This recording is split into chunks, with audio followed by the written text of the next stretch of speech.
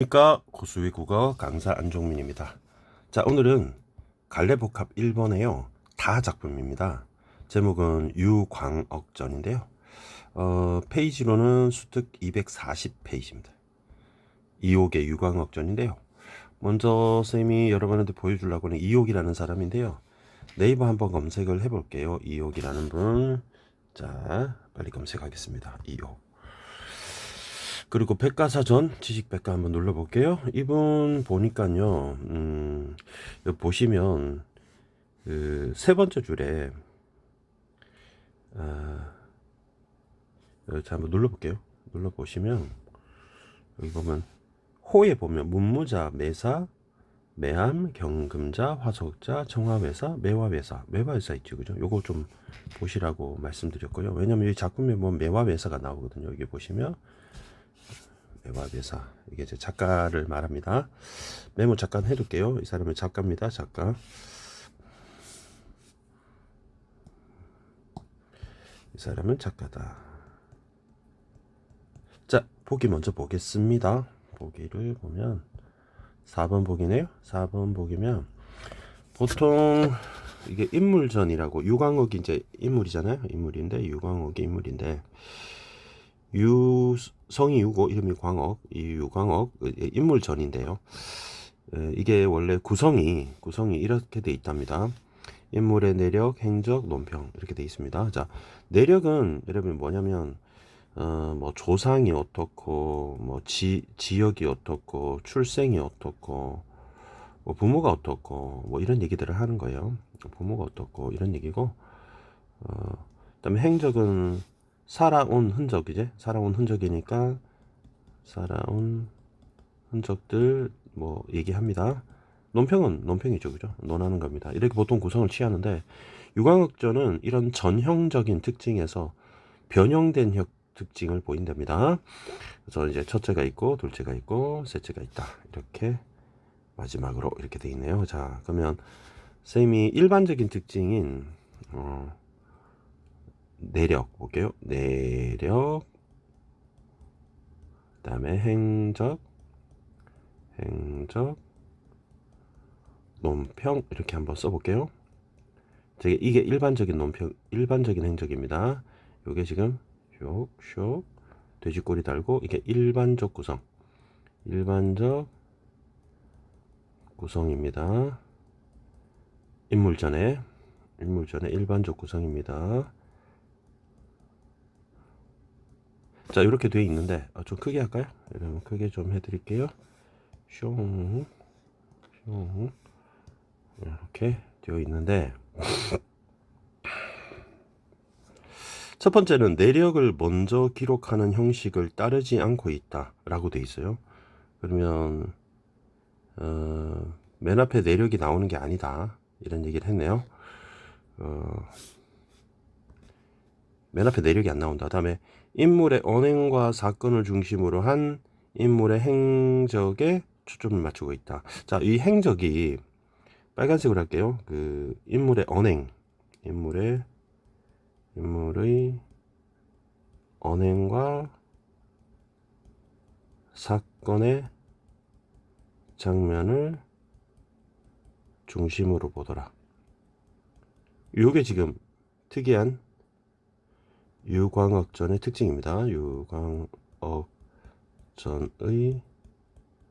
특징이고요. 그 다음에 마지막으로 군자의 말을 빌려 논평을 합니다. 자, 군자의 말을 논평으로 합니다. 자, 그리고 이어서 매화외사의 말이라 하여 작가 자신의 편견을 싣고 있다. 그러면 이제 매화외사가 작가하고 같은 사람이 되는 거죠. 편견을 싣고 있다. 이렇게 했습니다. 자, 그러면 논평 다음에 편결이 있다. 편결은 작가다. 작가가 매화외사다. 이렇게 보시면 되겠습니다. 그래서 유광억전의 특징을 선생님이 이렇게 네모 박스를 쳐볼게요. 이것만 잘 이해하시면 될 것 같습니다. 자, 그러면 선생님이 이만큼을 잘라서 복사를 하고요. 여러분 이제 이걸 필기하면 되겠죠. 그래서 맨 앞에다가 위에 붙여 보겠습니다. 붙여보겠습니다. 자, 처음에 이제 내력이 나와야 되는데 내력이 나오는지 볼까요? 천하가 버글거리며 온통 이 끝을 위하여 오고 이 끝을 위하여 간다. 이 끝은 이제 이익입니다. 이익입니다. 세상에 이익을 숭상함이 이익입니다. 이익을 숭상함이 떠받드는 것이 우러르는 것이 오래되었다. 그러나 이 끝을 위하여 사는 사람은 이 끝 때문에 죽는다. 이 끝을 이제 부정적으로 보는 거죠. 부정적으로 보고 있습니다. 그렇기 때문에 군자는 이 끝을 그죠? 말하지 아니하고 소인은 이 끝을 위하여 죽는다. 그러면 소인과 군자는 이 끝을 대하는 그 태도가 다르죠. 그래서 대조를 썼습니다. 서울의 장인바치와 장인바치는 여러분 노동자예요. 노동자. 물건 만드는 사람. 장사치 상인이죠. 모여 사는 곳이다. 묻 거래할 수 있는 묻 여러 거래할 수 있는 물품은 그 가게들이 별처럼 버려져 있다. 별처럼 그러니까 시각적이고요. 그다음에 바둑판처럼 직유법도 썼습니다. 남에게 손과 손가락을 파는 사람도 있고, 그러니까 손재주나 손가락으로 하는 재주 이런 기술을 파는 사람도 있고 서비스직. 그다음에 어깨와 등을 파는 사람이다. 뭐 어깨 짐을 지고 간다나 등을 물건을 이렇게 배달해주는 사람, 운반해주는 사람, 뒷간을 치는 사람, 화장실 치는 사람도 있고요. 칼을 갈아서 소를 잡는 사람도 있고, 백정이죠. 얼굴을 꾸며 몸을 파는 사람들, 뭐 창녀들. 세상에 사고 파는 것들이 이처럼 극도에 달하고 있다 해서 지금 두 가지를 한번 살펴볼게요. 지금 사고 파는 그런 상업이죠. 그 상업, 사고 파는 거래라고 할까요? 거래. 이제 거래가 이 사회 분위기에 거래가 성행하는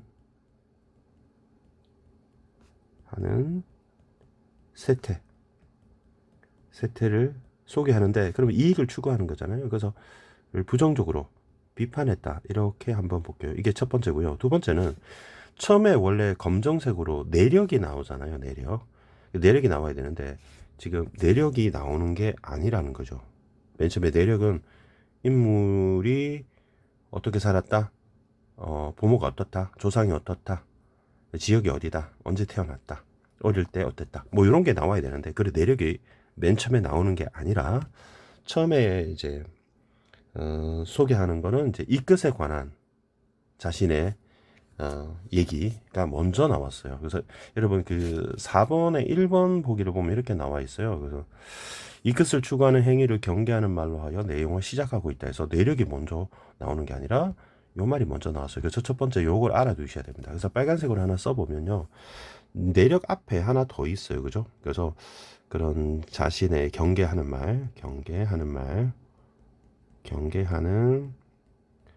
말로 시작을 했다. 이 끝을 경계하는 말로 내용이 시작됐다. 일반적인 인물전의 특징에서 벗어났다. 라고 해서 두 번째 이제 행적과 관련된 얘기가 나와야 되겠어요. 그러면 여러분 내력은 없느냐? 있습니다. 여러분 보시면 여기서부터 이까지가 내력이에요. 여러분 내력. 자, 지역이 영남 합천 사람이다. 시를 대강 할 줄 알아고 과체가 이제 과거 시험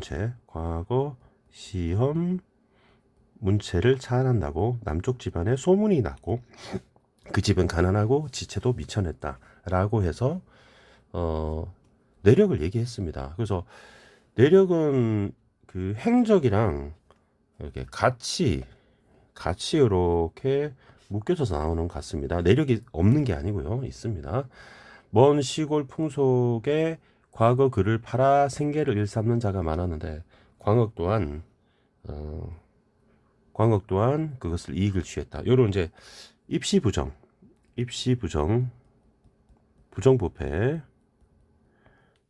부정부패가 만연한 세태를 얘기합니다. 일찍이 영남 향시에 합격하여 장차 서울로 과거를 보러 가는데, 여기서부터 이제 행적입니다. 행적.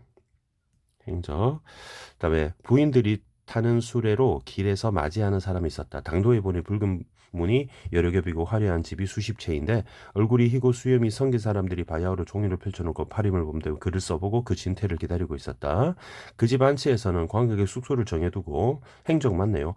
매일 5번의 진수성찬을 바치고 주인 서너 번씩 배로 와서 공경히 대하는 것이 마치 아들이 부모를 봉양하듯이 하였다. 그래서 잘 대접했다는 얘기네요. 그죠?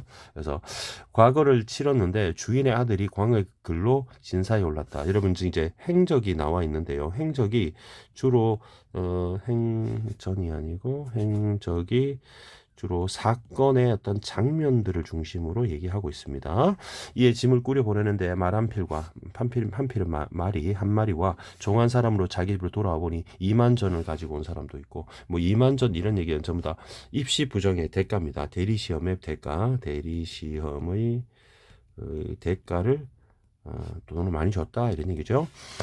그가 빌렸던 고을의 환자는 이미 감사가 갚은 터였다. 환자는 우리 대출하는 쌀입니다.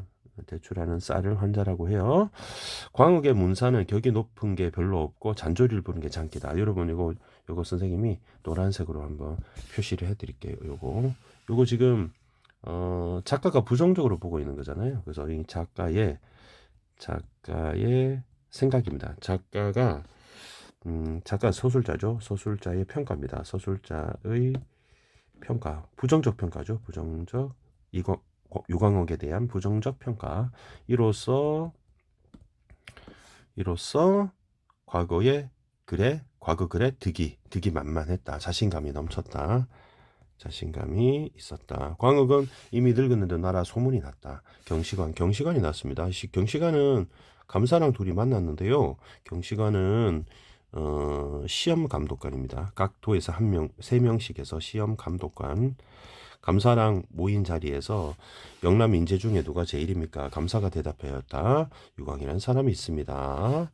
내가 이번에 장원은 여러분 그 수석 합격입니다. 수석이 1등이죠. 1등. 내가 1등으로 뽑겠다. 이런 얘기를 하네요. 경시관이 뭐 공정하게 하는 게 아니라 뭐 내기를 하고 있습니다. 당신이 골라낼 수 있을까요? 골라낼 수 있습니다. 이렇게 경시관이 얘기합니다. 나머지는 감사가 됩니다. 마침내 서로 논란하다가 광흑의 글을 알아내느냐 못 알아내는데 내기를 하게 됐다는 거야. 그 경시관이 굉장히 공정한 사람은 아닌 거죠. 입시 부정을 알면서도 내기를 하고 있으니까. 경시관이 읽고 드디어 과거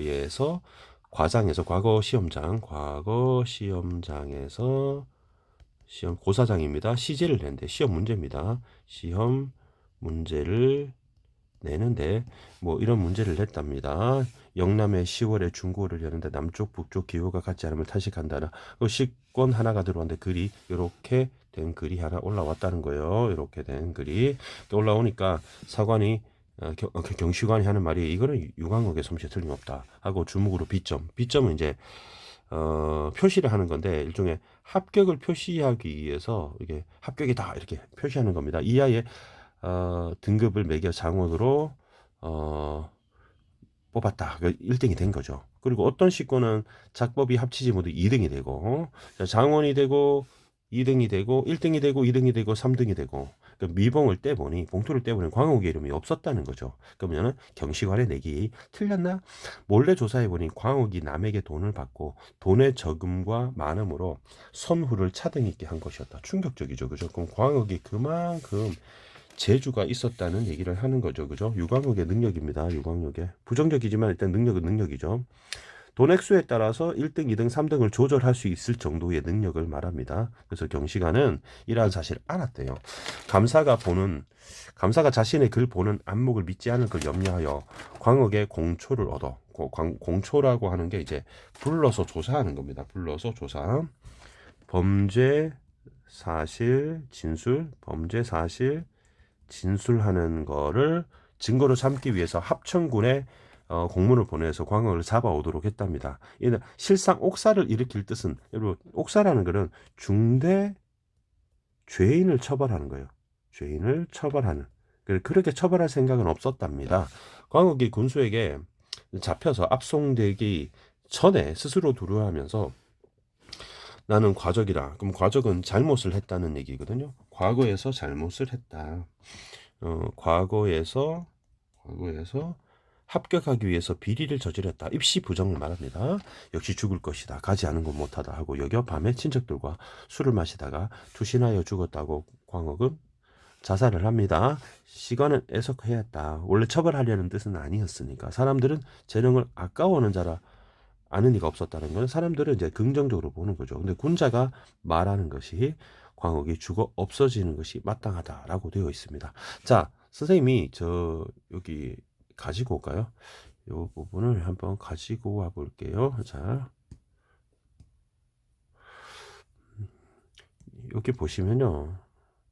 이제 보고 설명해 드릴게요. 복사해서 한번 가져와 봅시다. 여기 보시면 붙여놔서 이렇게 볼게요.